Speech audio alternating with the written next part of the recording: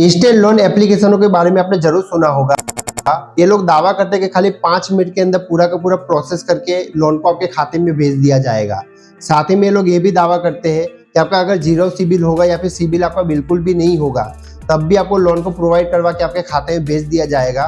तो इसके पीछे का रीजन क्या होता है? कई सारे लोग तो ऐसे भी होते हैं जो 50-50 हजार, 1-1 लाख और 1.5 लाख का भी लोन यहाँ पे देने की कोशिश करते हैं, जबकि बैंक आपको नहीं देती है बल्कि वो प्राइवेट कंपनी आपको देने के लिए कोशिश करती है।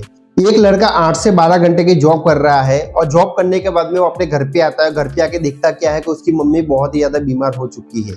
वो हॉस्पिटल में उसकी मम्मी को लेके जाता है। डॉक्टर ने बोला कि अभी 20,000 की जरूरत होने वाली है। 20,000 रुपये अपने रिश्तेदारों से मांगता है पर कोई भी उनको देता नहीं है। और उसके बाद में वो बैंक में जाता है और जैसे ही बैंक में जाता है, बैंक में जाने के बाद में वो 20,000 का लोन के लिए अप्लाई करता है पर लोन वहाँ पे रिजेक्ट हो जाती है।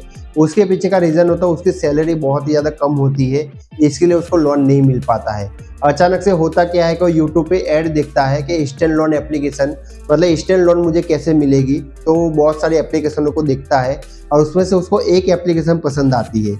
जैसे ही वो एप्लीकेशन के अंदर रजिस्टर करता है, रजिस्टर करने के बाद में उसका पैन कार्ड, आधार कार्ड और बैंक अकाउंट की डिटेल मांगी जाती है और जैसे ही उतना हो जाता है उसको 20,000 का लोन यहाँ पे मिल जाता है। अब 20,000 का लोन मिलना यहाँ पे मुश्किल नहीं, यहाँ पे मुश्किल क्या हो रहा है अभी मैं आपको बताने जा रहा हूँ। 20,000 का लोन के पीछे उसका 2,000 रुपया प्रोसेसिंग फीस के नाम पे उसका ले लिया जाता है। वहां पे सबसे पहले लिखा था कि 0 प्रोसेसिंग फीस, और उसके बदले यहाँ पे होता क्या है, सर्विस चार्ज उसका लग जाता है, जीएसटी उसका लग जाता है। ऐसे करके उसका 2,000 रुपये पहले कट जाता है। मतलब जो 20,000 रुपये का उसने लोन लिया था उसमें हुआ क्या, उसका यहाँ पे 2,000 रुपये पहले ही कट चुका है।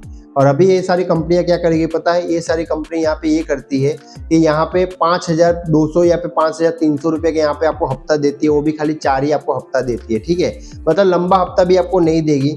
मतलब ऐसा मान के चलो 6 महीने का या फिर 1 साल का भी अगर आपको हफ्ता दे तब भी बंदा सही से भर पाए, है ना, पैसे को।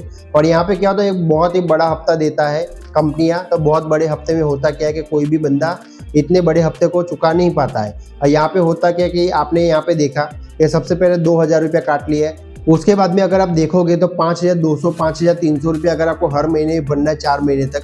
अगर आप यहाँ पे देखोगे तो 21-22 हजार आपका फिर भी आपका यहाँ पे जा रहा है। कुल मिला के यहाँ पे आपने जो 20,000 रुपया का लोन लिया था वो लोन यहाँ पे कितना हो जाता है, कम से कम आपका यहाँ पे 23-24 हजार रुपये का आपका लोन हो जाता है।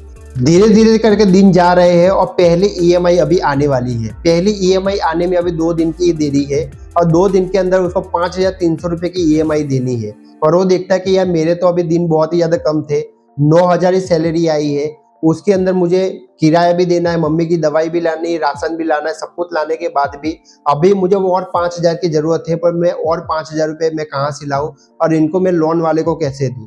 वैसे ही वापस से सर्च करता है इंस्टेंट लोन एप्लीकेशन, एक और उसको एप्लीकेशन मिल जाती है और उसके अंदर होता क्या कि उसको वापस से 20,000 रुपये का लोन मिल जाता है। वही प्रोसेस था कि लगभग उसको 18,000 रुपये मिलते हैं और वापस से वही रिपीट हो जाता है। और जैसे वो वही रिपीट होता है वो क्या करता है, पहली ईएमआई वो चुका देता है और उसके बाद में अपना घर खर्च यहाँ पे निकाल देता है।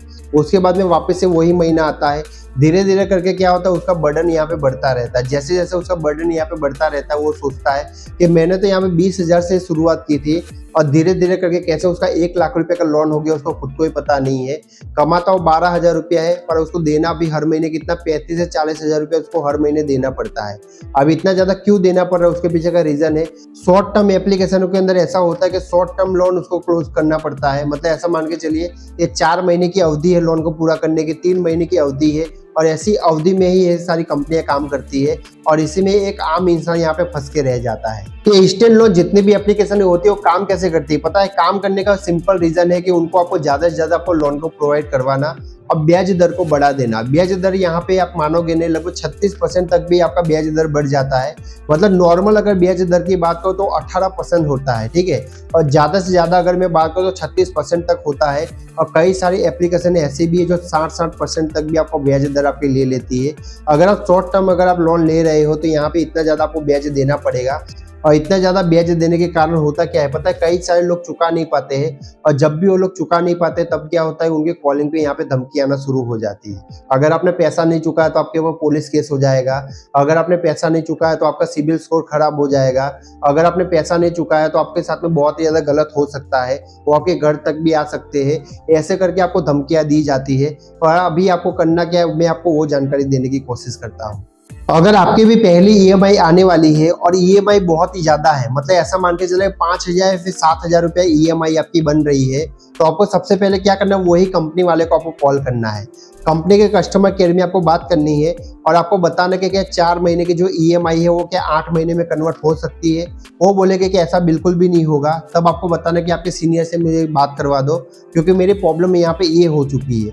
आपको ऐसे ही बताना है कि मेरी जो जॉब थी वो भी जा चुकी है, या फिर ऐसा भी आप बता सकते हो मैं इतना ज़्यादा ईएमआई पे नहीं कर पाऊंगा। अगर मैं इतना ज़्यादा ईएमआई पे करता हूँ तो मैं आगे जाके फंस जाऊंगा। तो वहाँ पे ज़्यादा से चांस ऐसे होते हैं कि वो ईएमआई बहुत ही ज़्यादा कम करने की कोशिश करते हैं। आपने भी एक बात को नोटिस किया होगा कि बैंकों का सिस्टम बहुत ही ज़्यादा अलग काम करता है। बैंक क्या करते हैं, जब भी आप लोन लेने के लिए जाते हो तब वो लोग रास्ता देखते हैं कि रास्ता किधर से कि पैसा वापस आ सकता है। मतलब मान लो कि आपकी अगर सैलरी बहुत ही ज़्यादा कम है तो आपको लोन नहीं मिलेगा। अगर आपका सिविल स्कोर खराब है तब भी आपको लोन नहीं मिलता है, ठीक है। और जो छोटी छोटी एप्लीकेशन होती है वो क्या करती है, आपको 5,000, 7,000, 10,000 का लोन देती है और उसके बाद में वो लोग क्या सोचते हैं कि एक ही साथ में आपका पैसा वापस आ जाएगा। यहाँ पे बैंकों को भी मैं कहना चाहूंगा कि प्लीज एक बार आप भी यहाँ पे भरोसा करो, ठीक है। क्योंकि छोटा इंसान कहीं ना कहीं फंस रहा है। बैंकों का सिस्टम अच्छा होता है। बैंक क्या करती है यहाँ पे कि बैंक यहाँ पे बहुत ही कम ईएमआई रखती है। इससे क्या होता है, रेगुलर बेस के ऊपर वो पे कर सकता है। अब जो छोटी छोटी एप्लीकेशन होती है उसके अंदर क्या होता है, मल्टीपल लोन हो जाते हैं, इसके लिए वो कभी पे नहीं कर पाता और पे ना करने की वजह से क्या होता है, डिप्रेशन में चला जाता है। कभी कभार क्या होता है, वो लोग सुसाइड भी कर लेते हैं। जाते जाते मैं आपको एक ही बात कहना चाहूंगा, अगर आपको बहुत ही ज्यादा जरूरत हो तब भी आप कोशिश करो कि इंस्टेंट एप्लीकेशनों से आप लोन ना लो। उसके पीछे का रीजन है कि ब्याज दर बहुत ही ज्यादा बढ़ गया है इनका, ठीक है। और ब्याज दर इतना ज्यादा होने के कारण आप यहाँ पे नहीं कर पाओगे। पे नहीं कर पाओगे तो आपका सिबिल स्कोर भी खराब हो जाएगा। और जैसे ही आपका सिबिल स्कोर खराब होगा, फ्यूचर में आपको अगर कोई भी चीज लेनी है तो कभी भी आपको ईएमआई के ऊपर नहीं मिलेगी। तो इसके लिए मैं उम्मीद करता हूँ कि आज का वीडियो आपको जरूर पसंद आया होगा। अगर आज का ये वीडियो पसंद आया तो प्लीज चैनल को सब्सक्राइब किए बिना जाइएगा नहीं। मिलता हूँ एक और नई वीडियो के साथ, तब तक के लिए बाय बाय। मेरा वीडियो देखने के लिए थैंक यू दोस्तों।